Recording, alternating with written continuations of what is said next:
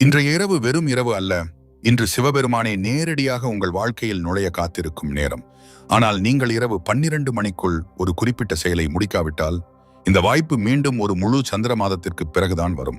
இது வெறும் நம்பிக்கை அல்ல, இது நம் முன்னோர்கள் ஆயிரக்கணக்கான ஆண்டுகளாக பயன்படுத்திய ஒரு பிரபஞ்ச நுழைவாயில். இன்று சிவபூர்ணிமை. இன்றைய இரவு ஒவ்வொரு நொடியும் தெய்வீக சக்தியால் நிரம்பி இருக்கிறது. நான் இந்த காணொளியை உங்களுக்காக தயாரிக்க கடந்த 2 நாட்களாக ஆராய்ச்சி செய்து, எழுதி, பதிவு செய்து, திருத்தம் செய்திருக்கிறேன். ஏனென்றால் இன்றைய நேரத்தை நீங்கள் தவறவிடக்கூடாது என்பதற்காக. இன்னும் சரியாக 12 மணி நேரம் உங்களிடம் இருக்கிறது. இந்த 12 மணி நேரத்தில் நீங்கள் செய்ய போகும் ஒவ்வொரு செயலும் உங்கள் வாழ்க்கையின் அடுத்த 30 நாட்களை முழுமையாக மாற்றிவிடும்.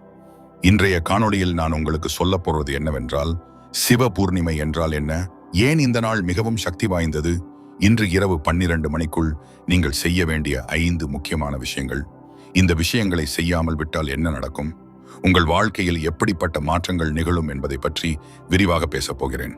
ஆனால் இந்த காணொளியின் நடுவில் நான் ஒரு ரகசியத்தை உங்களுடன் பகிர்ந்து கொள்ளப் போகிறேன். அந்த ரகசியம் உங்களுக்கு முன்பு யாரும் சொல்லியிருக்க மாட்டார்கள். அது உங்கள் சிந்தனையையே முழுமையாக மாற்றிவிடும். திருநெல்வேலியைச் சேர்ந்த முருகேசன் என்பவர் கடந்த சிவபூர்ணிமை அன்று இதே போன்ற ஒரு விஷயத்தை செய்தார். அவருடைய வாழ்க்கையில் அன்றிலிருந்து நிகழ்ந்த மாற்றங்கள் நம்ப முடியாதவை. 10 வருடங்களாக அவர் தேடிக்கொண்டிருந்த வேலை அடுத்த வாரமே கிடைத்தது. அவருடைய குடும்பத்தில் இருந்த பல வருட பிரச்சனைகள் தானாகவே தீர ஆரம்பித்தன. அவருடைய உடல்நலம் முன்பை விட நன்றாக மாறியது. இவையெல்லாம் தற்செயல் அல்ல, இது பிரபஞ்ச சக்தியின் நேரடி பலன். அதே சக்தி இன்றைக்கு இரவு உங்களுக்காகவும் காத்திருக்கிறது. சிவ பூர்ணிமை என்றால் என்ன என்பதை முதலில் புரிந்து கொள்ளுங்கள். பூர்ணிமை என்பது முழு நிலவு நாள். நிலவு முழுமையாக ஒளிர்கிறது. நிலவு நம் மனதை நேரடியாக பாதிக்கும் ஒரு பிரபஞ்ச உடல். நவீன அறிவியலும் இதை உறுதிப்படுத்தி இருக்கிறது. கடல் நீர் எப்படி நிலவின் ஈர்ப்பு விசையால் பாதிக்கப்படுகிறதோ, அதேபோல் நம் உடலில் உள்ள 70% நீரும் நிலவால் பாதிக்கப்படுகிறது. பூர்ணிமை நாளில் இந்த பாதிப்பு மிக அதிகமாக இருக்கும். ஆனால் சிவ பூர்ணிமை என்பது சாதாரண பூர்ணிமை அல்ல. இது சிவபெருமானின் பிறந்த நாள் என்று சில மரபுகள் கூறுகின்றன. சில மரபுகள் இதை சிவபெருமான் நீலகண்டராக மாறிய நாள் என்று கூறுகின்றன. ஆனால் அனைத்து மரபுகளும் ஒன்றை ஒப்புக்கொள்கின்றன. இந்த நாளில் சிவபெருமானின் சக்தி மிக அதிகமாக இருக்கும். இந்த நாளில் செய்யும் தவம், பூஜை, தியானம் ஆகியவை பல மடங்கு பலனை தரும். நம் பாரம்பரியத்தில் ஒவ்வொரு பூர்ணிமையும் ஒரு குறிப்பிட்ட தெய்வத்துடன் இணைக்கப்பட்டுள்ளது. வைகாசி மாத பூர்ணிமை புத்தர் பூர்ணிமை, ஆடி மாத பூர்ணிமை குரு பூர்ணிமை, ஆனால் மாசி மாத பூர்ணிமை சிவ பூர்ணிமை. இது மிகவும் சக்தி வாய்ந்த நாள். ஏனென்றால் மாசி மாதம் என்பதே ஆன்மீக சக்தி நிறைந்த மாதம். இந்த மாதத்தில் பிரபஞ்சத்தின் அதிர்வெண் மிக உயர்ந்த நிலையில் இருக்கும். திருவண்ணாமலையைச் சேர்ந்த பார்வதி என்ற பெண்மணி எனக்கு ஒரு அனுபவத்தை பகிர்ந்து கொண்டார். அவர் கடந்த 3 வருடங்களாக கடுமையான மன அழுத்தத்தில் இருந்தார். மருத்துவர்கள் மாத்திரைகள் கொடுத்தார்கள், ஆனால் எந்த பலனும் இல்லை. கடந்த வருட சிவ பூர்ணிமை அன்று அவர் ஒரு எளிய விஷயத்தை செஞ்சார். அதை பத்தி நான் இன்னைக்கு உங்களுக்கு சொல்ல போகிறேன். அன்றி முதல் அவருடைய வாழ்க்கை முழுமையாக மாறியது. இன்னைக்கு அவர் ஒரு வெற்றிகரமான தொழில் பெறுகிறார். அவருடைய குடும்பம் மகிழ்ச்சியாக இருக்கிறது. அவருடைய உடல் நலம் நல்லாக இருக்கிறது. இப்போது இன்றைக்கு இரவு 12 மணிக்குள் நீங்கள் செய்ய வேண்டிய முதல் விஷயத்தை பார்க்கலாம். இது மிகவும் எளிமையானது, ஆனால் மிகவும் சக்தி வாய்ந்தது. நீங்கள் குளித்துவிட்டு சுத்தமான ஆடைகளை அணிய வேண்டும். பின்னர் ஒரு அமைதியான இடத்தில் அமர்ந்து கொள்ளுங்கள். உங்கள் கண்களை மூடிக்கொண்டு 3 முறை ஆழமாக மூச்சு விடுங்கள். உள்ளே இழுக்கும் போது சிவன் என்று மனதில் சொல்லுங்கள். வெளியே விடும்போது சக்தி என்று மனதில் சொல்லுங்கள். இது ஏன் இவ்வளவு முக்கியம் என்று உங்களுக்கு தெரியுமா? ஏனென்றால் நம் மூச்சு என்பது நம் பிராண சக்தியின் நேரடி வெளிப்பாடு. நம் முன்னோர்கள் இதை பிராணாயாமம் என்று அழைத்தார்கள். நவீன அறிவியல் இதை சுவாச தியானம் என்று அழைக்கிறது. ஆனால் இரண்டும் ஒன்றைத்தான் கூறுகின்றன. உங்கள் மூச்சை கட்டுப்படுத்தினால் உங்கள் மனதை கட்டுப்படுத்த முடியும். உங்கள் மனதை கட்டுப்படுத்தினால் உங்கள் வாழ்க்கையை கட்டுப்படுத்த முடியும். சென்னையைச் சேர்ந்த ராஜேஷ் என்பவர் இந்த எளிய பயிற்சியை செய்ய ஆரம்பித்தார். அவர் ஒரு மென்பொருள் பொறியாளர். அவருடைய வேலையில் மிகப்பெரிய அழுத்தம் இருந்தது. தினமும் 12 முதல் 14 மணி நேரம் வேலை செய்ய வேண்டும். வீட்டிற்கு வரும்போது முழு சோர்வாக இருப்பார். குடும்பத்துடன் பேசுவதற்கு கூட மனம் இல்லாமல் இருந்தது. அவருடைய மனைவி அவரிடம் விரக்தி அடைந்தார். குழந்தைகள் அவரை தவிர்க்க ஆரம்பித்தனர். ஒரு நாள் அவருடைய நண்பர் இந்த மூச்சு பயிற்சியை பற்றி சொன்னார். ராஜேஷ் ஆரம்பத்தில் நம்பவில்லை, ஆனால் ஒன்றும் இழக்க இல்லை என்று நினைத்து முயற்சித்தார். முதல் நாள் ஒன்றும் நடக்கவில்லை. 2ஆம் நாள் சிறிது மாற்றம் தெரிந்தது. 3ஆம் நாள் அவருக்கு ஆச்சரியமாக இருந்தது. அவருடைய மனம் இன்னும் அமைதியாக இருந்தது. வேலையின் அழுத்தம் குறைந்தது போல் உணர்ந்தார். ஒரு வாரத்தில் அவருடைய வாழ்க்கையே மாறத் தொடங்கியது. ஆனால் இங்கே ஒரு முக்கியமான விஷயம் இருக்கிறது. இந்த மூச்சு பயிற்சியை எப்போது வேண்டுமானாலும் செய்யலாம். ஆனால் சிவ பூர்ணிமை அன்று இதை செய்தால் பலன் 100 மடங்கு அதிகம். ஏனென்றால் அன்று பிரபஞ்ச சக்தி மிக உயர்ந்த நிலையில் இருக்கும். நீங்கள் செய்யும் ஒவ்வொரு ஆன்மீக பயிற்சியும் மிக வேகமாக பலன் தரும். இப்போது இரண்டாவது விஷயத்தை பார்க்கலாம். இது இன்னும் சக்தி வாய்ந்தது. நீங்கள் ஒரு சிறிய விளக்கை ஏற்றுங்கள். நல்லெண்ணெய் விளக்கு என்றால் நன்று, இல்லாவிட்டால் சாதாரண மெழுகுவர்த்தி கூட போதும். அந்த விளக்கை உங்கள் முன்னால் வையுங்கள். விளக்கின் ஒளியை உற்று பார்த்து கொண்டிருங்கள். உங்கள் கண்கள் எரிய ஆரம்பித்தால் மூடிக்கொள்ளுங்கள். ஆனால் மனக்கண்களால் அந்த ஒளியை தொடர்ந்து பாருங்கள். இதை திராடக முறை என்று அழைப்பார்கள். இது மிகவும் பழமையான ஒரு தியான முறை. இது உங்கள் மூன்றாவது கண்ணை திறக்க உதவும். மூன்றாவது கண் என்பது நம் நெற்றியின் நடுவில் உள்ள ஆக்ஞா சக்கரம். இந்த சக்கரம் திறந்தால் நீங்கள் வாழ்க்கையை முற்றிலும் வேறு விதமாக பார்க்க ஆரம்பிப்பீர்கள். நீங்கள் பிரச்சனைகளில் வாய்ப்புகளை காணத் தொடங்குவீர்கள். நீங்கள் இருளில் ஒளியை காணத் தொடங்குவீர்கள். கோவையைச் சேர்ந்த லட்சுமி என்ற பெண்மணி இந்த முறையை பயன்படுத்தினார். அவருக்கு பல வருடங்களாக தூக்கமின்மை பிரச்சனை இருந்தது. இரவு முழுவதும் விழித்திருப்பார். காலையில் தலைவலியுடன் எழுவார். மருத்துவர்கள் தூக்க மாத்திரைகள் கொடுத்தார்கள். ஆனால் அவை அவரை இன்னும் மோசமாக்கின. அவர் மாத்திரைகளுக்கு அடிமையாகிவிட்டார். அதை விட்டு வெளியே வர முடியவில்லை. ஒரு நண்பர் இந்த திராடக முறையை பற்றி சொன்னார். லட்சுமி ஆரம்பத்தில் சந்தேகப்பட்டார். ஆனால் ஒரு வாய்ப்பு கொடுக்க முடிவு செய்தார். முதல் நாள் இரவு அவர் 10 நிமிடங்கள் விளக்கை பார்த்தார். அதன் பிறகு தூங்க முயற்சித்தார். ஆச்சரியமாக அவருக்கு தூக்கம் வந்தது. இரண்டாம் நாள் இன்னும் சிறப்பாக இருந்தது. ஒரு வாரத்தில் அவருடைய தூக்கம் இயல்பாக மாறியது. ஒரு மாதத்தில் அவர் எல்லா மாத்திரைகளையும் நிறுத்திவிட்டார். இன்றைக்கு அவர் ஒரு ஆரோக்கியமான வாழ்க்கை வாழ்கிறார். ஆனால் இந்த முறையை சிவ பூர்ணிமை அன்றைக்கு செய்வது வித்தியாசமானது. ஏனென்றால் அன்று விளக்கின் ஒளி வெறும் ஒளி அல்ல, அது தெய்வீக ஒளியாக மாறுகிறது. அந்த ஒளியை பார்க்கும்போது நீங்கள் சிவபெருமானின் மூன்றாவது கண்ணை பார்க்கிறீர்கள் என்று கற்பனை செய்யுங்கள். அவருடைய கண்களில் இருந்து வெளிவரும் ஒளி உங்களை சூழ்ந்து கொள்கிறது என்று உணருங்கள். அந்த ஒளி உங்கள் உடலில் உள்ள ஒவ்வொரு செல்லிலும் நுழைகிறது. உங்கள் இருளை அகற்றுகிறது. உங்கள் பயத்தை அழிக்கிறது. இப்போது மூன்றாவது விஷயத்தை பார்க்கலாம். இது மிகவும் சக்தி வாய்ந்தது. ஆனால் இதை செய்வதற்கு சிறிது தைரியம் தேவை. நீங்கள் உங்கள் எல்லா குற்ற உணர்வுகளையும் எழுதுங்கள். நீங்கள் யாரிடம் தவறு சென்றீர்கள் என்று எழுதுங்கள். யார் உங்களுக்கு தவறு சென்றார்கள் என்று எழுதுங்கள். உங்களுக்கு என்ன கோபம் இருக்கிறது என்று எழுதுங்கள். உங்களுக்கு என்ன பயம் இருக்கிறது என்று எழுதுங்கள். இதை ஒரு காகிதத்தில் எழுதுங்கள். பின்னர் அந்த காகிதத்தை எடுத்துக்கொண்டு உங்கள் இதயத்தின் மீது வையுங்கள். உங்கள் கண்களை மூடுங்கள். ஆழமாக மூச்சு விடுங்கள். மனதில் சொல்லுங்கள், இந்த குற்ற உணர்வுகள் என்னுடையவை அல்ல. இந்த கோபம் என்னுடையது அல்ல. இந்த பயம் என்னுடையது அல்ல. நான் இவை அனைத்தையும் விடுவிக்கிறேன். நான் சிவபெருமானிடம் இவை அனைத்தையும் ஒப்படைக்கிறேன். அவர் இவை அனைத்தையும் எடுத்துக்கொள்வார். அவர் என்னை சுத்தமாக்குவார். பின்னர் அந்த காகிதத்தை எரியுங்கள். ஆம், நீங்கள் சரியாகத்தான் கேட்டீங்க. அந்த காகிதத்தை எரியுங்கள். அது எரியும் போது பார்த்து கொண்டு இருங்கள். அந்த நெருப்பு உங்கள் எல்லா எதிர்மறை உணர்வுகளையும் எரித்து விடுகிறது என்று நினையுங்கள். அந்த புகை உங்கள் எல்லா பாரங்களையும் சுமந்து கொண்டு பிரபஞ்சத்தில் கரைகிறது என்று உணருங்கள். மதுரையைச் சேர்ந்த கார்த்திக் என்பவர் இந்த முறையை பயன்படுத்தினார். அவருக்கு ஒரு நண்பருடன் பெரிய சண்டை இருந்தது. 10 வருடங்களாக அவர்கள் பேசிக்கொள்ளவில்லை. இந்த விஷயம் கார்த்திக்கை உள்ளுக்குள் கொன்று கொண்டிருந்தது. அவர் இரவில் தூங்க முடியவில்லை. அந்த நண்பரை நினைத்தால் கோபம் வரும். ஆனால் அதே நேரத்தில் வருத்தமும் வரும். அவர் எதுவும் செய்ய முடியாமல் திண்டாடினார். கடந்த சிவ பூர்ணிமை அன்று அவர் இந்த முறையை செய்தார். அவர் அந்த நண்பருடன் நடந்த எல்லா விஷயங்களையும் எழுதினார். தன் தவறுகளையும் எழுதினார். நண்பரின் தவறுகளையும் எழுதினார். பின்னர் அந்த காகிதத்தை எரித்தார். அது எரியும் போது அவருக்கு ஒரு விசித்திரமான உணர்வு வந்தது. அவருடைய மனதில் இருந்த ஒரு பெரிய பாரம் இறங்கியது போல் உணர்ந்தார். அன்று இரவு அவர் பல வருடங்களுக்கு பிறகு அமைதியாக தூங்கினார். அடுத்த நாள் காலை அவருடைய மொபைல் போன் ஒலித்தது. யார் தெரியுமா? அந்த நண்பர்தான். 10 வருடங்களுக்கு பிறகு முதல் முறையாக அவர் அழைத்திருந்தார். அவர் சொன்னார், கார்த்திக், நேற்று இரவு உனக்காக ஒரு கனவு வந்தது. நாம் மீண்டும் நண்பர்களாக இருக்க வேண்டும் என்று ஏதோ என்னை தள்ளியது. நான் அழைக்க நினைத்தேன். இப்போது இவர்கள் மீண்டும் நல்ல நண்பர்கள். இது தற்செயல் என்று நீங்கள் நினைக்கிறீர்களா? இல்லை, இது பிரபஞ்ச சக்தியின் வேலை. இப்போது 4வது விஷயத்தை பார்க்கலாம். இது மிக எளிமையானது, ஆனால் மிகவும் பலம் வாய்ந்தது. நீங்கள் பஞ்சாட்சர மந்திரத்தை உச்சரிக்க வேண்டும். ஓம் நமச்சிவாய். இந்த 5 எழுத்துக்கள் பிரபஞ்சத்தின் 5 அடிப்படை கூறுகளை குறிக்கின்றன. நா என்றால் பூமி, ம என்றால் நீர், சி என்றால் நெருப்பு, வா என்றால் காற்று, ஏ என்றால் ஆகாயம். இந்த மந்திரத்தை 108 முறை சொல்லுங்கள். நீங்கள் ஒரு மாலையை பயன்படுத்தலாம்.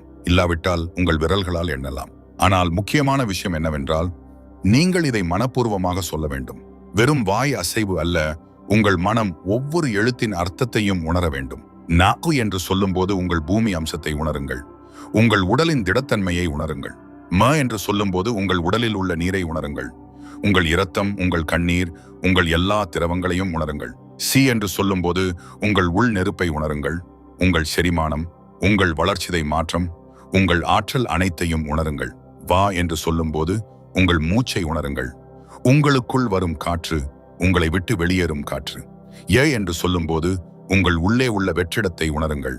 உங்கள் ஆன்மாவின் எல்லையற்ற இடத்தை உணருங்கள். இப்படி செய்யும்போது இந்த மந்திரம் வெறும் சொற்களாக இல்லாமல் ஒரு ஆழமான அனுபவமாக மாறும். திருச்சியைச் சேர்ந்த சுந்தர் என்பவர் இந்த மந்திரத்தை தினமும் உச்சரிக்க ஆரம்பித்தார். அவர் ஒரு வணிகர். அவருடைய தொழில் நன்றாக இல்லை. கடன் குவிந்து கொண்டிருந்தது.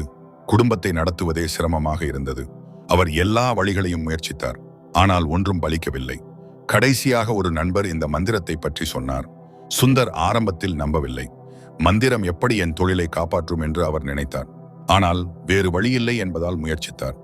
ஒவ்வொரு நாளும் காலையில் எழுந்ததும் 108 முறை ஓம் நமச்சிவாய என்று உச்சரித்தார். ஒரு வாரத்தில் ஒன்றும் நடக்கவில்லை. 2 வாரங்களில் சிறிய மாற்றங்கள் தெரிந்தன.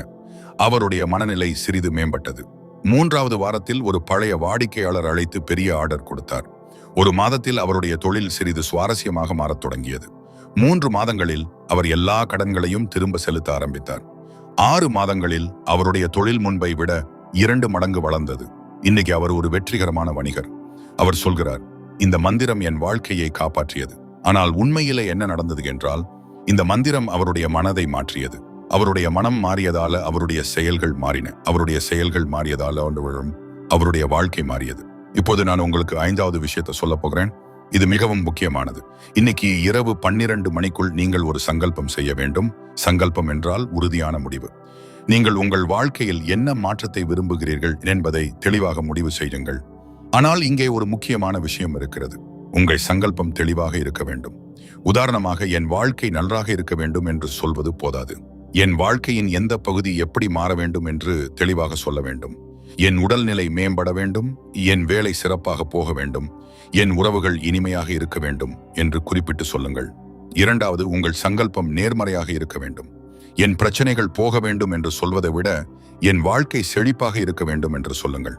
என் கோபம் குறைய வேண்டும் என்பதை விட என் மனம் அமைதியாக இருக்க வேண்டும் என்று சொல்லுங்கள். ஏனென்றால் நம் மனம் எதையெல்லாம் கவனிக்கிறதோ அதுதான் வளரும். 3வது, உங்கள் சங்கல்பத்தை தற்போதைய காலத்தில் சொல்லுங்கள். நான் ஆரோக்கியமாக இருக்கிறேன், நான் வெற்றிகரமாக இருக்கிறேன், நான் மகிழ்ச்சியாக இருக்கிறேன் என்று சொல்லுங்கள். இருக்க வேண்டும் என்று அல்ல, இருக்கிறேன் என்று சொல்லுங்கள். இது மிகவும் முக்கியம். ஏனென்றால் இப்படி சொல்லும் போது உங்கள் மூளை அதை உண்மை என்று நினைக்க ஆரம்பிக்கும். அது உண்மையாக மாற்ற வேலை செய்ய தொடங்கும். ஈரோட்டைச் சேர்ந்த மீனாட்சி என்ற பெண்மணி இந்த முறையை பயன்படுத்தினார். அவர் பல வருடங்களாக ஒரு குழந்தைக்காக காத்திருந்தார். எல்லா மருத்துவ சிகிச்சைகளையும் முயற்சித்தார். ஆனால் எதுவும் பலிக்கவில்லை. அவர் மிகவும் மன உளைச்சலில் இருந்தார். ஒவ்வொரு மாதமும் ஏமாற்றம் அடைந்தார். அவருடைய மனம் எதிர்மறை எண்ணங்களால் நிரம்பி இருந்தது. ஒரு நாள் அவருடைய அத்தை இந்த சங்கல்ப முறையை பற்றி சொன்னார். மீனாட்சி ஆரம்பத்தில் நம்பவில்லை. ஆனால் முயற்சிக்க முடிவு செய்தார். அடுத்த சிவபூர்ணிமை அன்று அவர் ஒரு தெளிவான சங்கல்பம் செய்தார். நான் ஒரு ஆரோக்கியமான குழந்தையின் தாய். என் குழந்தை என் கைகளில் இருக்கிறது. என் குழந்தை என்னை பார்த்து சிரிக்கிறது. இப்படி அவர் மனதில் தெளிவாக நினைத்தார். அவர் இதை தினமும் செய்ய ஆரம்பித்தார். காலையில் எழுந்ததும் இந்த சங்கல்பத்தை மனதில் சொல்வார். இரவு தூங்கும் முன் மீண்டும் சொல்வார். 3 மாதங்களுக்கு பிறகு அவருக்கு ஒரு நல்ல செய்தி கிடைத்தது. அவர் கர்ப்பமாக இருந்தார். 9 மாதங்களுக்கு பிறகு அவருக்கு ஒரு அழகான குழந்தை பிறந்தது. இன்றைக்கு அந்த குழந்தை 5 வயது, ஆரோக்கியமாக இருக்கிறது. மீனாட்சி சொல்கிறார், இது அற்புதம் அல்ல, இது நம் மனதின் சக்தி. இப்போது நான் உங்களுக்கு ஒரு முக்கியமான விஷயத்தை சொல்ல வேண்டும். இந்த 5 விஷயங்களையும் நீங்கள் இன்றைக்கு இரவு 12 மணிக்குள் செய்ய வேண்டும். ஆனால் எந்த வரிசையில் செய்ய வேண்டும் என்பது முக்கியமல்ல. உங்களுக்கு எது வசதியோ அதை முதலில் செய்யுங்கள். முக்கியமான விஷயம் என்னவென்றால், நீங்கள் இவை அனைத்தையும் மனப்பூர்வமாக செய்ய வேண்டும். இப்போது நீங்கள் கேட்கலாம், இவை அனைத்தையும் செய்ய எவ்வளவு நேரம் ஆகும்? உண்மையிலே இவை அனைத்தையும் செய்ய 30 முதல் 45 நிமிடங்கள் மட்டுமே போதும். ஆனால் இந்த 30 நிமிடங்கள் உங்கள் வாழ்க்கையை முழுமையாக மாற்றிவிடும். இது மிகையான பேச்சு அல்ல. இது நான் பார்த்த நூற்றுக்கணக்கான மக்களின் நேரடி அனுபவம். சரி, இப்போது நான் உங்களுக்கு ஒரு முக்கியமான ரகசியத்தை சொல்லப் போகிறேன். இதை நான் இந்த காணொளியினை ஆரம்பத்திலேயே சொன்னேன். இந்த ரகசியம் உங்கள் சிந்தனையையே மாற்றிவிடும். நீங்கள் இதை கேட்டதும் அதிர்ச்சி அடையலாம். ஆனால் இது முற்றிலும் உண்மை. பெரும்பாலான மக்கள் சிவபெருமானை வெளியில் தேடுகிறார்கள். கோவிலில் தேடுகிறார்கள், சிலையில தேடுகிறார்கள், படத்தில தேடுகிறார்கள். ஆனால் உண்மையான சிவன் எங்க இருக்கிறார் தெரியுமா? உங்களுக்குள் இருக்கிறார். நீங்களே சிவன், நீங்களே சக்தி, நீங்களே பிரபஞ்சம். இது வெறும் தத்துவ பேச்சு அல்ல, இது உண்மை. நம் வேதங்கள் இதையே சொல்கின்றன. அகம் பிரம்மாஸ்மி என்று உபனிஷத்துகள் கூறுகின்றன. நான் பிரம்மம், நான் பிரபஞ்சம். சிவோகம் என்று யோகிகள் கூறுகிறார்கள். நான் சிவன். ஆனால் இதை புரிந்து கொள்வது கடினம். ஏனென்றால் நம் மனம் இதை நம்ப மறுக்கிறது. நாம் எப்படி சிவனாக இருக்க முடியும்? நாம் ஏழை, நாம் பலவீனர், நாம் பாவி என்று நம் மனம் சொல்கிறது. ஆனால் இவை அனைத்தும் மாயை. இவை அனைத்தும் நம் மனம் உருவாக்கிய பொய்கள். உண்மை என்னவென்றால், நீங்கள் ஒரு அற்புதமான உயிர். நீங்கள் பிரபஞ்சத்தின் ஒரு அங்கம். உங்களுக்குள் அதே சக்தி இருக்கிறது, அதே ஒளி இருக்கிறது, அதே அன்பு இருக்கிறது. நீங்கள் அதை மறந்துவிட்டீர்கள். அவ்வளவுதான். சிவ பூர்ணிமை என்பது இந்த உண்மையை நினைவுபடுத்தும் நாள். இந்த நாளில் செய்யும் ஆன்மீக பயிற்சிகள் உங்களை உங்கள் உண்மையான இயல்புடன் இணைக்கும். நீங்கள் வெறும் உடல் அல்ல என்பதை உணர வைக்கும். நீங்கள் வெறும் மனம் அல்ல என்பதை உணர வைக்கும். நீங்கள் ஆன்மா என்பதை, நீங்கள் அழியாதவர் என்பதை, நீங்கள் பிரபஞ்சத்துடன் ஒன்று என்பதை உணர வைக்கும். தஞ்சாவூரைச் சேர்ந்த நாராயணன் என்பவர் இந்த உண்மையை உணர்ந்தார். அவர் 70 வயது. வாழ்நாள் முழுவதும் கஷ்டப்பட்டவர். எப்போதும் பணக்காரர்களை பார்த்து பொறாமைப்பட்டவர். எப்போதும் தன் வாழ்க்கையை புகார் செய்தவர். ஆனால் கடந்த வருட சிவபூர்ணிமை அன்று அவருக்கு ஒரு அனுபவம் வந்தது. அவர் தியானம் செய்து கொண்டிருந்தார். திடீரென்று அவருக்கு ஒரு உணர்வு வந்தது. அவருடைய உடல் கரைந்து விட்டது போல் உணர்ந்தார். அவருடைய மனம் மறைந்து விட்டது போல் உணர்ந்தார். அவர் வெறும் ஒளியாக மாறிவிட்டார். அந்த ஒளி எங்கும் பரவியிருந்தது. அந்த ஒளி அனைத்துமாக இருந்தது. அவர் ஒரு சில நிமிடங்கள் அந்த நிலையில் இருந்தார். பின்னர் மீண்டும் தன் உடல் உணர்வுக்கு வந்தார். ஆனால் அந்த அனுபவத்திற்கு பிறகு அவருடைய வாழ்க்கை முழுமையாக மாறியது. அவருக்கு இனி எதிலும் புகார் இல்லை. அவருக்கு இனி யாரிடமும் பொறாமை இல்லை. அவர் அமைதியாக இருக்கிறார், மகிழ்ச்சியாக இருக்கிறார், எல்லார்ட்டையும் அன்பாக இருக்கிறார். அவர் சொல்றாரு, நான் என்னை அறிந்து கொண்டேன், அதுவே போதும். இப்போது இதை கேட்டு நீங்கள் நினைக்கலாம், இது என்னால முடியுமா? நான் இப்படி ஒரு அனுபவத்தை பெற முடியுமா? உண்மையை சொல்லணும் என்றால் இது எல்லாருக்கும் சாத்தியம். ஆனால் இது ஒரு நாளில நடக்காது. இதற்கு நேரம் தேவை, பொறுமை தேவை, நம்பிக்கை தேவை. ஆனால் சிவ பூர்ணிமை அன்றைக்கு செய்யும் பயிற்சிகள் இந்த பயணத்தை துரிதப்படுத்தும். இந்த பயிற்சிகள் உங்களை சரியான திசையில் நடத்தும். இந்த பயிற்சிகள் உங்களுக்குள் உள்ள தெய்வீக ஒளியை விழிக்க வைக்கும். இப்போது நான் உங்களுக்கு ஒரு முக்கியமான விஷயத்தை சொல்ல வேண்டும். இந்த 5 பயிற்சிகளையும் நீங்கள் இன்றைக்கு இரவு செய்ய வேண்டும். ஆனால் நாளை முதல் உங்களுக்கு என்ன செய்ய வேண்டும்? இந்த பயிற்சிகளை தினமும் செய்ய வேண்டும். குறைந்தபட்சம் 48 நாட்கள் தொடர்ந்து செய்ய வேண்டும். ஏன் 48 நாட்கள்? ஏனென்றால் நம் முன்னோர்கள் கண்டுபிடித்திருக்கிறார்கள், ஒரு பழக்கத்தை நிரந்தரமாக்க 48 நாட்கள் தேவை. 48 நாட்கள் தொடர்ந்து ஏதாவது ஒன்றை செய்தால் அது உங்கள் இயல்பாகிவிடும். அதை செய்ய உங்களுக்கு முயற்சி தேவைப்படாது, அது தானாக நடக்கும். சேலத்தைச் சேர்ந்த வசந்தா என்ற பெண் இதை முயற்சித்தார். அவர் ஒரு ஆசிரியர். அவருக்கு மிகப்பெரிய அழுத்தம் இருந்தது. தினமும் நூற்றுக்கணக்கான மாணவர்களை கையாள வேண்டும். அவர்களுடைய பிரச்சனைகளை கேட்க வேண்டும். அவர்களுடைய பெற்றோர்களை சமாளிக்க வேண்டும். வீட்டிற்கு வந்ததும் சமையல், துணி துவைக்கும் வேலை, குழந்தைகளை பார்த்து கொள்ளுதல் என்று எல்லாம் செய்ய வேண்டும். அவருக்கு சுவாசிக்க கூட நேரம் இல்லை. ஒரு நாள் அவர் முற்றிலும் சோர்ந்து போனார். அழுது கொண்டே உட்கார்ந்திருந்தார். என்னால் இனி இதை செய்ய முடியாது என்று நினைத்தார். அப்போது அவருடைய தாய் இந்த பயிற்சிகளை பற்றி சொன்னார். வசந்தா ஆரம்பத்தில் கேலி செய்தார். இந்த எல்லாம் எனக்கு உதவப் போவதில்லை என்று நினைத்தார். ஆனால் தாயின் வற்புறுத்தலுக்கு இணங்கி முயற்சித்தார். முதல் வாரம் மிகவும் கடினமாக இருந்தது. அவருக்கு நேரம் கிடைக்கவில்லை, அவருக்கு மனநிலை இல்லை. ஆனால் எப்படியோ தொடர்ந்தார். 2வது வாரத்தில் சிறிது எளிதாக இருந்தது. 3வது வாரத்தில் அவருக்கு ஒரு மாற்றம் தெரிந்தது. அவருடைய மனம் சிறிது அமைதியாக இருந்தது. 4வது வாரத்தில் இன்னும் அதிக மாற்றம் தெரிந்தது. அவர் வேலையில் கோபப்படுவது குறைந்தது. 6வது வாரத்தில் அவருடைய கணவர் கூட கவனித்தார். வசந்தா, உனக்கு என்ன நடந்தது? நீ மிகவும் அமைதியாக இருக்கிறாய், மிகவும் மகிழ்ச்சியாக இருக்கிறாய் என்று கேட்டார். 7வது வாரத்தில் அவருடைய மாணவர்கள் கூட வித்தியாசத்தை கவனித்தார்கள். ஆசிரியர், நீங்கள் முன்பை விட இன்னும் நல்லவராக இருக்கிறீர்கள் என்று சொன்னார்கள். 48 நாட்களுக்கு பிறகு வசந்தா ஒரு வேறு மனிதராக மாறியிருந்தார். அதே வேலை, அதே பிரச்சனைகள், ஆனால் வேறு மனநிலை. இப்போது அவர் எல்லாவற்றையும் எளிதாக கையாள முடிகிறது. இப்போது அவருக்கு மகிழ்ச்சியாக இருக்கிறது. இப்போது அவர் வாழ்க்கையை ரசிக்கிறார். இது அற்புதம் அல்ல, இது விஞ்ஞானம். 48 நாட்கள் தொடர்ந்து ஏதாவது ஒன்றை செய்தால் அது உங்கள் மூளையில் ஒரு புதிய பாதையை உருவாக்குகிறது. அந்த பாதை வலுவடைகிறது. அது உங்கள் இயல்பாகி விடுகிறது. இப்போது நான் உங்களுக்கு இன்னும் சில முக்கியமான விஷயங்களை சொல்ல வேண்டும். சிவபூர்ணிமை அன்று நீங்கள் சில விஷயங்களை செய்யக்கூடாது. முதலாவது, இந்த நாளில் இறைச்சி சாப்பிடக்கூடாது. முடிந்தவரை முழுமையான சைவ உணவு சாப்பிடுங்கள். 2வது, இந்த நாளில் மது அருந்தக்கூடாது, புகைப்பிடிக்கக்கூடாது. 3வது, இந்த நாளில் யாருடனும் சண்டை போடக்கூடாது, கோபப்படக்கூடாது. இவை ஏன் முக்கியம்? ஏனென்றால் இந்த நாளில் உங்கள் உடலும் மனமும் மிக உணர்திறன் கொண்டவை. நீங்கள் உண்ணும் உணவு உங்களை நேரடியாக பாதிக்கும். நீங்கள் குடிக்கும் பானம் உங்கள் மனதை பாதிக்கும். நீங்கள் சொல்ற வார்த்தைகள் உங்கள் ஆற்றலை பாதிக்கும். இதை புரிஞ்சு கொள்ளுங்க. இந்த நாள் ஒரு புனிதமான நாள். இந்த நாளில நீங்கள் எது செய்தாலும் அதன் பலன் மடங்குகள் ஆகும். நல்லது செய்தால் நல்ல பலன் மடங்குகள் ஆகும். கெட்டது செய்தால் கெட்ட பலன் மடங்குகள் ஆகும். ஆகவே மிகவும் கவனமாக இருக்க வேண்டும். புதுக்கோட்டையைச் சேர்ந்த அரவிந்த் என்பவர் இதை அனுபவத்தில் கற்றுக்கொண்டார். கடந்த சிவபூர்ணிமை அன்று அவர் நண்பர்களுடன் மது அருந்தினார். மகிழ்ச்சியாக இருந்தார். வீட்டிற்கு வரும்போது சாலையில் ஒரு விபத்தில் சிக்கினார். அதிர்ஷ்டவசமாக பெரிய காயம் எதுவும் இல்லை. ஆனால் அவருடைய வண்டி முற்றிலும் சேதமானது. அவருக்கு பல ஆயிரங்கள் செலவானது. அவர் பின்னர் உணர்ந்தார், நான் ஒரு புனிதமான நாளை மதிக்கவில்லை. நான் தவறு செய்தேன். ஆண்டிலிருந்து அவர் மிகவும் கவனமாக இருக்கிறார். புனிதமான நாட்களிலே எந்த தவறும் செய்வதில்லை. அதன் பிறகு அவருடைய வாழ்க்கையிலே எந்த பெரிய பிரச்சனையும் வரவில்லை. இப்போது நான் உங்களுக்கு இன்னும் சில சிறப்பு விஷயங்களை சொல்லப் போகிறேன். சிவ பூர்ணிமை அன்றுக்கு நீங்கள் கூடுதலாக செய்யக்கூடிய சில விஷயங்கள் உள்ளன. முதலாவது, உங்களால் முடிந்தால் விரதம் இருங்கள். முழு நாள் விரதம் இருக்க முடியாவிட்டால் குறைந்தபட்சம் ஒருவேளை சாப்பிடாமல் இருங்கள். இது உங்கள் உடலை சுத்தப்படுத்தும், உங்கள் மனதை தெளிவாக்கும். இரண்டாவது, முடிஞ்சால் கோவிலுக்கு செல்லுங்கள். சிவன் கோவிலுக்கு செல்வது சிறப்பானது. ஆனால் கோவில் செல்ல முடியாவிட்டால் வீட்டிலேயே பூஜை செய்யுங்கள். ஒரு சிறிய விளக்கு ஏற்றுங்கள். சில மலர்கள் அர்ப்பணிக்கவும். உங்கள் உள்ளத்திலிருந்து பிரார்த்தனை செய்யுங்கள். மூணாவது, இந்த நாளில் தானம் செய்யுங்கள். உங்களால முடிந்த அளவு தானம் செய்யுங்க. பணம் இருந்தால் பணம் கொடுங்க. உணவு இருந்தால் உணவு கொடுங்க. ஆடை இருந்தால் ஆடை கொடுங்க. முக்கியமான விஷயம் என்னவென்றால், உங்கள் இதயத்தில் இருந்து கொடுக்க வேண்டும்.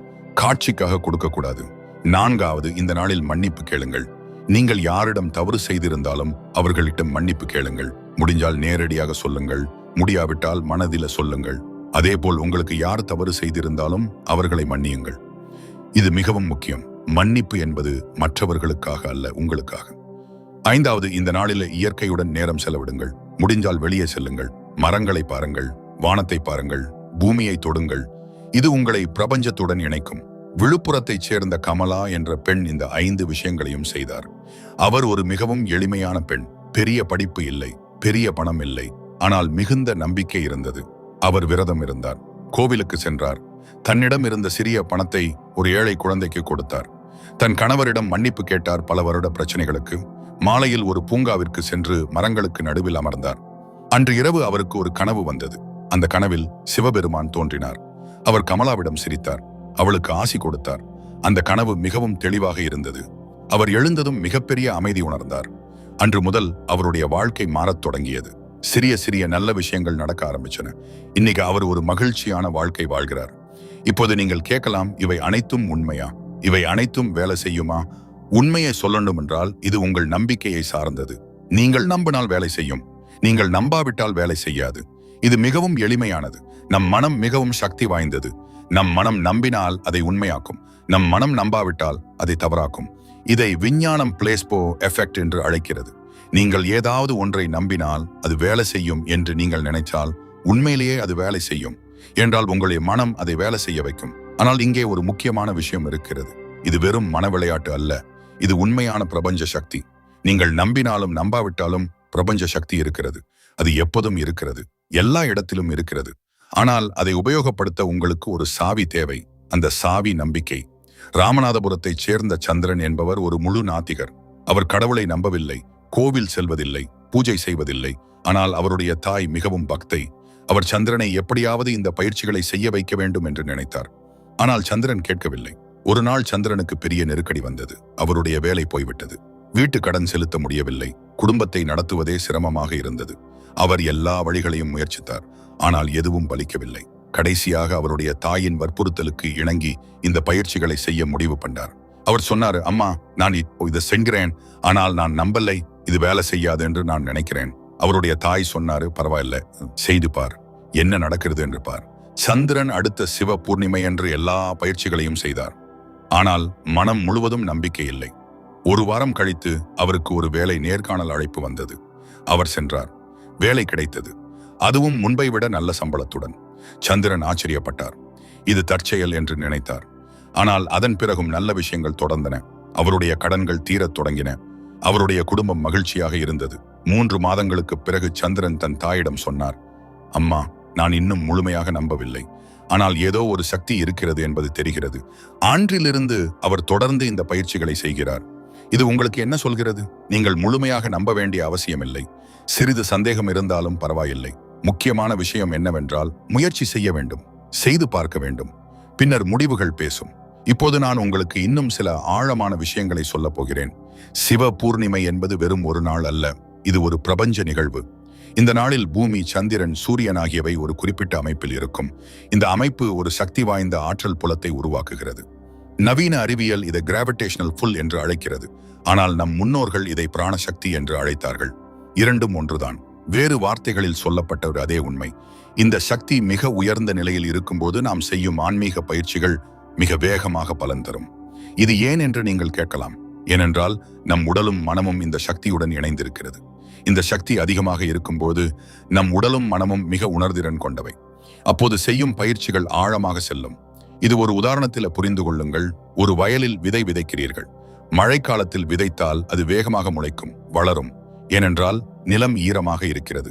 வெயில் காலத்தில் விதைத்தால் அது முளைக்க நேரம் எடுக்கும், அல்லது முளைக்காமல் கூட போகலாம். ஏனென்றால் நிலம் வறண்டிருக்கிறது. அதேபோல் சிவ பூர்ணிமை அன்றுக்கு நம் உள்ளம் மிக வளமான நிலையில் இருக்கும். அன்று விதைக்கும் எந்த விதையும் வேகமாக முளைக்கும். அந்த விதை என்பது நம் சங்கல்பம், நம் பிரார்த்தனை, நம் தியானம். நாகர்கோவிலைச் சேர்ந்த பிரபா என்ற பெண் இதை அனுபவத்தில் அறிந்தார். அவருக்கு ஒரு பெரிய கனவு இருந்தது. தன் சொந்தமாக ஒரு தொழில் தொடங்க வேண்டும். ஆனால் பணம் இல்லை, துணை இல்லை, தன்னம்பிக்கை கூட இல்லை. எல்லாரும் அவரை எதிர்த்தார்கள். பெண்கள் தொழில் செய்வது கடினம் என்று சொன்னார்கள். ஆனால் பிரபா விடவில்லை. கடந்த சிவ பூர்ணிமை அன்று அவர் ஒரு தெளிவான சங்கல்பம் செய்தார். நான் வெற்றிகரமான தொழில் செய்பவர். என் தொழில் வளர்கிறது. நான் பல பெண்களுக்கு வேலை வாய்ப்பு கொடுக்கிறேன். இப்படி அவர் மனதிலே தெளிவாக நினைத்தார். தினமும் இதை மீண்டும் மீண்டும் சொன்னார். 2 மாதங்களுக்கு பிறகு அவருக்கு ஒரு வாய்ப்பு கிடைத்தது. ஒரு சிறிய கடனுதவி திட்டம் பெண் தொழில் முனைவோருக்கு கடன் கொடுக்கிறது என்று தெரிந்தது. அவர் விண்ணப்பித்தார். கடன் கிடைத்தது. அவர் ஒரு சிறிய ஆடை தயாரிப்பு தொழில் தொடங்கினார். ஆரம்பத்தில் 3 பெண்களை வேலைக்கு சேர்த்தார். இன்றைக்கு அவருடைய தொழில் பெரிதாக வளர்ந்திருக்கிறது. 20 பெண்கள் வேலை செய்கிறார்கள். அவர் ஒரு உதாரணமாக மாறியிருக்கிறார். பிரபா சொல்கிறார், சிவ பூர்ணிமை அன்று நான் செய்த சங்கல்பம் என் வாழ்க்கையை மாற்றியது. அது ஒரு விதை போல் என் மனதில் ஆழமாக பதிந்தது. அது வளர்ந்து இன்றைக்கு ஒரு பெரிய மரமாக மாறியிருக்கிறது. இதை கேட்டு நீங்க நினைக்கலாம், இது எல்லாம் பெரிய பேச்சு, எனக்கு வேலை செய்யுமா என்று. உண்மையை சொல்லணும் என்றால் இது உங்களுக்கு மட்டும் இல்ல, எல்லாருக்கும் வேலை செய்யும். ஏனென்றால் இது ஒரு பிரபஞ்ச விதி. இது எல்லாருக்கும் பொருந்தும். ஆனால் இங்கே ஒரு முக்கியமான விஷயம் இருக்குது. நீங்கள் வெறும் நம்பிக்கை மட்டும் வைத்துக்கொண்டு உட்கார்ந்திருக்க முடியாது. நீங்கள் செயல்பட வேண்டும். உங்கள் சங்கல்பத்தின் திசையில் வேலை செய்ய வேண்டும். பிரபா வெறும் சங்கல்பம் மட்டும் செய்யவில்லை. அவர் அந்த திசையில் வேலை செய்தார். கடன் திட்டத்தை தேடினார், விண்ணப்பித்தார், தொழில் தொடங்கினார், உழைத்தார். இதுதான் வித்தியாசம். சிலர் நம்பிக்கை மட்டும் வைத்துக்கொண்டு அற்புதம் நடக்கும் என்று காத்திருக்கிறார்கள்.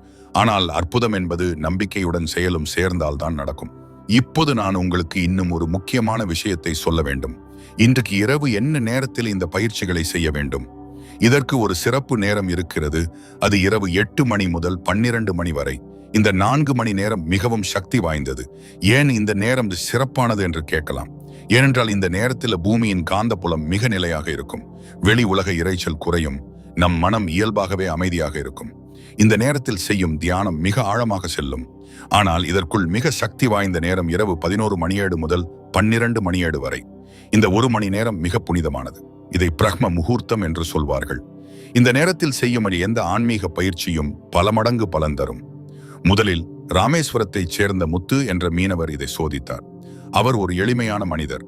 கல்வி அறிவு குறைவு, ஆனால் ஆழ்ந்த பக்தி இருந்தது. அவர் ஒவ்வொரு சிவ பூர்ணிமையும் இரவு 11 மணிக்கு தியானம் செய்வார். சரியாக 1 மணி நேரம். அதன் பிறகு தூங்குவார். அவர் சொல்கிறார், அந்த 1 மணி நேரம் என்னை முழு மாதத்திற்கு தாங்கி நிற்கும். அந்த 1 மணி நேரத்தில் நான் பெறும் சாந்தி, அந்த 1 மணி நேரத்தில் நான் பெறும் சக்தி அடுத்த 30 நாட்களுக்கு எனக்கு உதவும். கடலில் எவ்வளவு பெரிய புயல் வந்தாலும் நான் அமைதியாக இருப்பேன். எவ்வளவு பெரிய பிரச்சனை வந்தாலும் நான் தெளிவாக இருப்பேன். இது அற்புதமானது அல்லவா? 1 மணி நேரம் முதலீடு, 30 நாட்கள் பலன். இதைவிட சிறந்த முதலீடு வேற என்ன இருக்க முடியும்? இப்போது நீங்கள் கேட்கலாம், இரவு 11 மணிக்கு எழுந்திருக்க முடியாது, நான் என்ன செய்யறது என்று.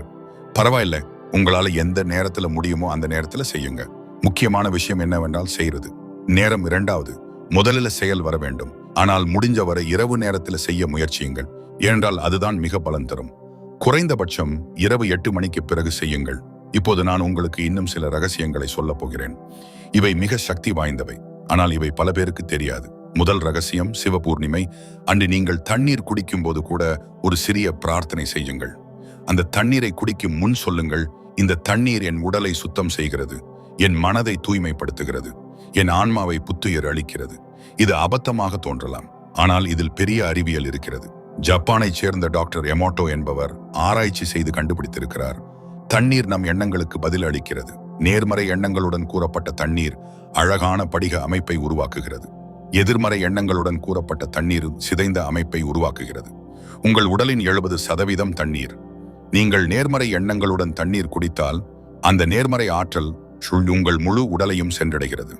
இரண்டாவது ரகசியம், சிவ பூர்ணிமை அன்று நீங்கள் உண்ணும் உணவையும் ஆசீர்வதிக்கவும். உண்பதற்கு முன் சொல்லுங்கள், இந்த உணவு என் உடலுக்கு ஆற்றல் தருகிறது. இந்த உணவு என் மனதுக்கு தெளிவு தருகிறது. இந்த உணவு என் ஆன்மாவுக்கு சக்தி தருகிறது. மூன்றாவது ரகசியம், சிவ பூர்ணிமை அன்று நீங்கள் பார்க்கும் ஒவ்வொரு மனிதரிடமும் மனதில் சொல்லுங்கள், நான் உன்னுள் இருக்கும் தெய்வத்தை வணங்குகிறேன். இது மிக சக்தி வாய்ந்த பயிற்சி. இது உங்கள் பார்வையையே மாற்றிவிடும். நீங்கள் மற்றவர்களில் குற்றங்களை பார்ப்பதை நிறுத்துவீர்கள்.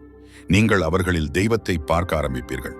நான்காவது ரகசியம், சிவ பூர்ணிமை அன்று நீங்கள் பேசும் ஒவ்வொரு வார்த்தையும் கவனமாக தேர்ந்தெடுங்கள். எதிர்மறை வார்த்தைகளை தவிருங்கள். புகார், விமர்சனம், கோபம் இவற்றை தவிருங்கள். நேர்மறை வார்த்தைகளை மட்டும் பேசுங்கள். பாராட்டு, நன்றி, அன்பு இவற்றை மட்டும் பேசுங்கள். ஐந்தாவது ரகசியம், சிவ பூர்ணிமை அன்று நீங்கள் நடக்கும்போது கூட உணர்வுடன் நடங்கள். ஒவ்வொரு அடியையும் உணருங்கள். உங்கள் பாதம் பூமியை தொடுவதை உணருங்கள். பூமி உங்களை தாங்குவதை உணருங்கள். பூமிக்கு நன்றி சொல்லுங்கள். இந்த 5 ரகசியங்களையும் பயன்படுத்தினால் உங்கள் முழு நாளும் ஒரு தியானமாக மாறும். நீங்கள் என்ன செய்தாலும் அது ஒரு ஆன்மீக பயிற்சியாக மாறும். நீங்கள் வெறும் வாழ்க்கை வாழ மாட்டீர்கள். நீங்கள் ஒரு புனித வாழ்க்கை வாழுவீர்கள். கடலூரைச் சேர்ந்த செல்வி என்ற பெண் இந்த ரகசியங்களை பயன்படுத்தினார். அவருடைய வாழ்க்கை முற்றிலும் மாறியது. அவர் சொல்கிறாரு, நான் முன்பு வாழ்க்கையை எந்திரத்தனமாக வாழ்ந்தேன். காலையில எழுவேன், சாப்பிடுவேன், வேலை செய்வேன், வீட்டிற்கு வருவேன், தூங்குவேன். அதே சுழல் தினமும். ஆனால் இப்பொழுது ஒவ்வொரு செயலும் ஒரு அர்த்தம் கொண்டது. ஒவ்வொரு நிமிடமும் ஒரு பரிசு. நான் வாழ்கிறேன், வெறும் இருப்பது அல்ல. இது மிகப்பெரிய மாற்றம். இது வாழ்க்கையை முழுமையாக மாற்றிவிடும். நீங்கள் அதே வேலையை செய்யலாம், அதே வீட்டில் இருக்கலாம், அதே மக்களுடன் இருக்கலாம். ஆனால் உங்கள் அனுபவம் முற்றிலும் மாறும். ஏனென்றால் உங்க பார்வை மாறியிருக்கும். இப்போது நான் உங்களுக்கு இன்னும் ஒரு முக்கியமான விஷயத்தை சொல்ல வேண்டும். சிவ பூர்ணிமை என்பது ஒரு தொடக்கம், ஒரு முடிவு அல்ல. இந்த நாள் உங்களுக்கு ஒரு உந்துதலை தரும். ஆனால் அந்த உந்துதலை தொடர்வது உங்கள் கையில். பல பேர் சிவ பூர்ணிமை அன்று பெரிய உற்சாகத்துடன் எல்லாம் செய்வார்கள். ஆனால் அடுத்த நாளே மறந்து விடுவார்கள். அவர்கள் பழைய வாழ்க்கைக்கு திரும்பி விடுவார்கள். பழைய பழக்கங்களுக்கு திரும்பி விடுவார்கள். இதனால் பலன் குறைந்துவிடும். நீங்கள் இப்படி செய்யக்கூடாது. சிவ பூர்ணிமை அன்று நீங்கள் பெரும் உணர்வை தினமும் தொடர வேண்டும். தினமும் குறைந்தபட்சம் சில நிமிடங்கள் இந்த பயிற்சிகளை செய்ய வேண்டும். இதை உங்கள் வாழ்க்கையின் ஒரு பகுதியாக மாற்ற வேண்டும். கன்னியாகுமரியைச் சேர்ந்த கிருஷ்ணன் என்பவர் இதை சரியாக செய்தார். அவர் கடந்த சிவ பூர்ணிமை அன்று அனைத்து பயிற்சிகளையும் செய்தார். அவருக்கு அற்புதமான அனுபவம் வந்தது. ஆனால் அடுத்த நாள் அவர் நிறுத்தவில்லை. அவர் தொடர்ந்தார். தினமும் காலையில் 10 நிமிடங்கள் மூச்சு பயிற்சி செய்வார். மாலையில் 10 நிமிடங்கள் மந்திர உச்சாரணம் செய்வார். இரவு தூங்கும் முன் தன் சங்கல்பத்தை மனதில் சொல்வார். ஒரு வருடத்தில் அவருடைய வாழ்க்கை அடையாளம் தெரியாமல் மாறியது. அவர் ஒரு வெற்றிகரமான தொழில் முனைவோரானார். அவர் ஒரு மகிழ்ச்சியான குடும்பம் கொண்டவர். அவர் ஆரோக்கியமாக இருக்கிறார். அவர் அமைதியாக இருக்கிறார். அவர் சொல்கிறாரு, இது ஒரு நாள் செய்தால் கிடைத்த பலன் அல்ல, இது தொடர்ந்து செய்தால் கிடைத்த பலன். இதுதான் ரகசியம், தொடர்ச்சி. நீங்கள் ஒரு நாள் நல்ல உணவு சாப்பிட்டால் ஆரோக்கியமாக மாட்டீர்கள். தினமும் நல்ல உணவு சாப்பிட வேண்டும். அதே போல நீங்கள் ஒரு நாள் தியானம் செய்தால் ஞானம் அடைய மாட்டீர்கள். தினமும் தியானம் செய்ய வேண்டும். இப்போது நான் இந்த காணொளியை முடிக்க வேண்டிய நேரம் வந்துவிட்டது. ஆனால் முடிப்பதற்கு முன் நான் உங்களுக்கு ஒரு முக்கியமான விஷயத்தை நினைவூட்ட விரும்புகிறேன். இன்று இரவு மிகவும் சக்தி வாய்ந்த இரவு. இந்த இரவை வீணாக்காதீர்கள். இந்த இரவு உங்கள் வாழ்க்கையை மாற்றும் சக்தி கொண்டது. ஆனால் அந்த சக்தியை பயன்படுத்த நீங்கள் செயல்பட வேண்டும். இன்று இரவு 12 மணிக்குள் நான் சொன்ன 5 பயிற்சிகளையும் செய்யுங்கள். முதலாவது மூச்சு பயிற்சி, இரண்டாவது விளக்கு பார்க்கும் பயிற்சி, மூன்றாவது உங்கள் எதிர்மறை உணர்வுகளை எழுதி எரிக்கவும், நான்காவது ஓம் நமச்சிவாய மந்திரம் உச்சரிக்கவும், ஐந்தாவது ஒரு தெளிவான சங்கல்பம் செய்யுங்கள். இந்த 5 பயிற்சிகளையும் செய்ய உங்களுக்கு வெறும் 30 முதல் 45 நிமிடங்கள் மட்டுமே தேவை. இந்த 30 நிமிடங்கள் உங்கள் அடுத்த 30 நாட்களை, 30 மாதங்களை, 30 வருஷங்களை கூட மாற்றிவிடும். ஆனால் நினைவில் வைத்துக் கொள்ளுங்கள், இது ஒரு தொடக்கம் மட்டுமே. நாளை முதல் இந்த பயிற்சிகளை தொடர்ந்து செய்ய வேண்டும். குறைந்தபட்சம் 48 நாட்கள் தொடர்ந்து செய்ய வேண்டும். பின்னர் பாருங்கள் உங்கள் வாழ்க்கையில என்ன மாற்றம் வருகிறது என்று. நான் உங்களுக்கு இன்னும் ஒரு விஷயத்தை சொல்ல விரும்புகிறேன். இந்த பயிற்சிகளை செய்யும் போது எந்த எதிர்பார்ப்பும் வைக்காதீர்கள். வெறும் செய்யுங்க. முடிவுகளை பிரபஞ்சத்திடம் விட்டுவிடுங்கள். சிவபெருமானிடம் விட்டுவிடுங்க.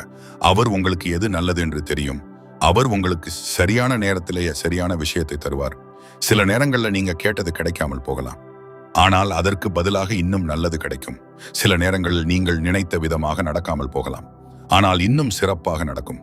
ஏனென்றால் பிரபஞ்சம் உங்களை விட பெரியது. சிவபெருமான் உங்களை விட அறிவாளி. நீங்கள் வெறும் செய்ய வேண்டியவற்றை செய்யுங்கள், மீதியை அவரிடம் விட்டுவிடுங்கள். இதுதான் சரணாகதி, இதுதான் உண்மையான பக்தி. இப்போது நான் இந்த காணொளியை முடிக்கிறேன்.